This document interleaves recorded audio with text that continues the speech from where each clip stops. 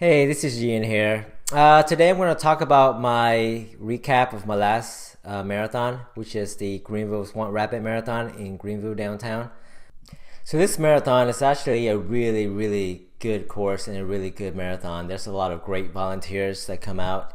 And running through Furman University and down the Swamp Rabbit Trail is amazing, especially during the fall when the leaves are changing. And it's pretty like a straight, once you get into the Swamp Rabbit Trail, it's like a straight shot from Furman to Greenville downtown. And, you have to wrap around a little bit to go to the Fluor Field Stadium. But besides that, it's pretty flat and straight.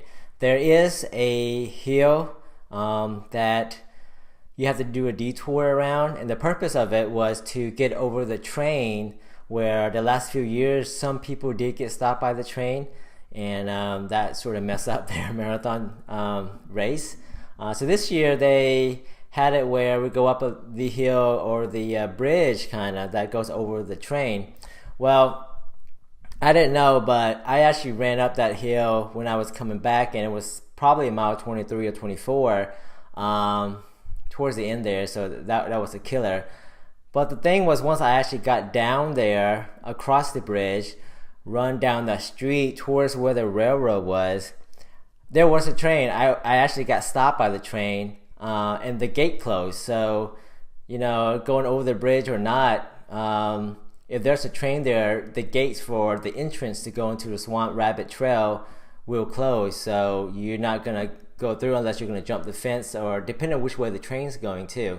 So when I got stopped by the train, it was actually going, parallel to the Swamp Rabbit Trail, but the gate still closes.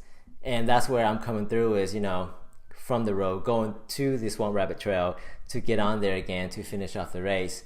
So there was a lot of planning to that, so people don't get run into the train, but it still happened. I think I heard the guy in front of me had to jump the fence or something, so he didn't have to wait for the gate to open. I was lucky enough to, when I got there, I just had to wait for like 30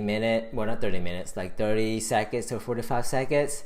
So for the train across, and then the gate opens like 15 seconds after the train crossed. So yeah, I mean, I think I could have lowered my marathon time today by about 30 seconds or so, but that doesn't make too much of a difference. Then it'd be like a 3:04 instead of a 3:05.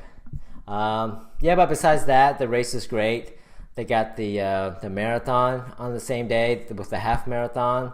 I think they had the 10K, the 5K, and the kids race, the mile. So it's like a big event at Fluor Field in downtown that we should get a lot of local people come out there and run and cheer on the folks out there as well. So it's a great event to attend. So if you live near or live in Greenville, make sure you look at this. If you run and you like to participate, do go out there and show your support, or even do the run. It's exciting and it's fun. Once you start doing a lot, you actually get really attached to it, and it might be like you might be addicted to it, to running. Yeah, so I've been training for this marathon for the past over 5 months actually. Didn't run a lot of races this year. Was just trying to more prepare for bigger races like the marathon or the half marathon that I'm doing, or the ultra marathon. So this year I ran a lot lesser races, getting ready for this one. My weekly mileage was around between 70 to 85, and kept it consistent for about 5 months. So was fairly happy with that. I didn't get any major injuries or anything. And the last 2 weeks before the race, I actually start to taper, so to get my leg fresher for the marathon. While I was tapering, I did a lot of stuff to prevent myself from getting sick, and I haven't gotten sick in the last like 10 months or so.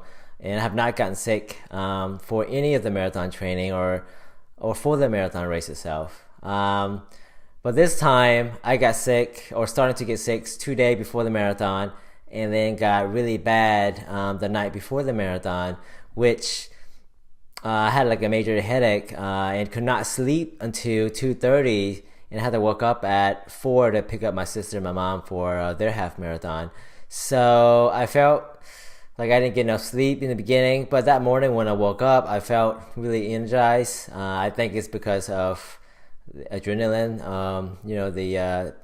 The feeling of being high for a race, and that you've been training for all this time too. So I was excited for the race itself, but was not too excited that I was sick for it, and that there was a lot of mental game I had to play with in my mind that day to really just give all that I could for that day, for what I could do on that day.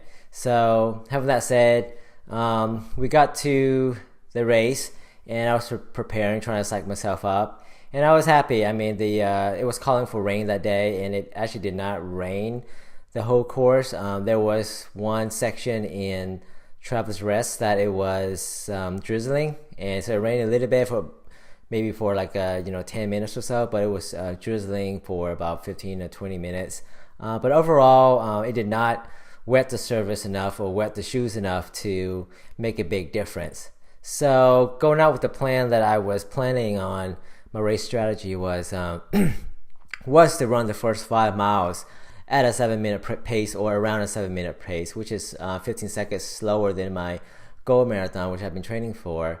And I did that. I ran with a guy named Rob, and we talked for most of the way, and it was good. The pace was good, and he was going to go for 7 minutes for the first 10 miles, and my plan was for the first 5 miles, but I ran for 6 or 7 before I started to pick up and follow my race strategy, which was running the next 5 miles at 6:50 pace, or around 6:50 pace. So I did that. I picked up my pace a little bit at 6:50. I ran for the next 10 miles or so, and I got up to mile 15 to 18, and then that's when it starts to hit me, and I start to slow down, and I took gels accordingly to what I was planning. And my plan was I brought an extra gel just in case I needed at mile 22 or 23. Well, I took the gel at mile 19, and I was going to take it at 23, but I decided not to because I thought I had enough in the tank to push myself through the last 3 or 4 miles. And that was a mistake, because that next 3 or 4 miles was my slowest time, or my slowest split for the entire marathon. I slowed down by like a minute or over, especially the last one. Especially the last mile, I slowed down more than a minute. So that didn't help me out. But when I finished the race, I was actually happy that I completed the race at a decent time. My time was 3:05:15. Can use that as a marathon qualifier for 2019. So that is one of my goals, was to qualify for 2019 with one of my marathons, and I did it with this one. So the next marathon that I'm running, the Run Hard Marathon in Colombia, I can actually probably try different stuff, or try to run maybe a little bit faster, and that's where I got my PR, 3:01:47 I think. So that would be one that I'm going to try to break sub 3 hour or my PR. If I can do either of that next year in March, I'll be happy. After the race, knew that I'd probably get sick or something afterwards, and it happened. The 2 days after the race, I was out. Nose running, coughing, hard to breathe, felt like an old man, all of that together.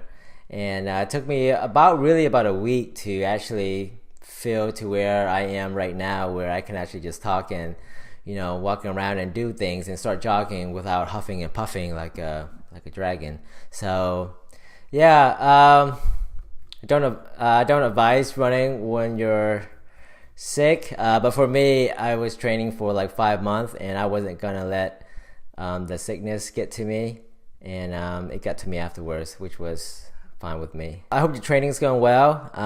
Stay healthy, try not to get injured, and just enjoy running.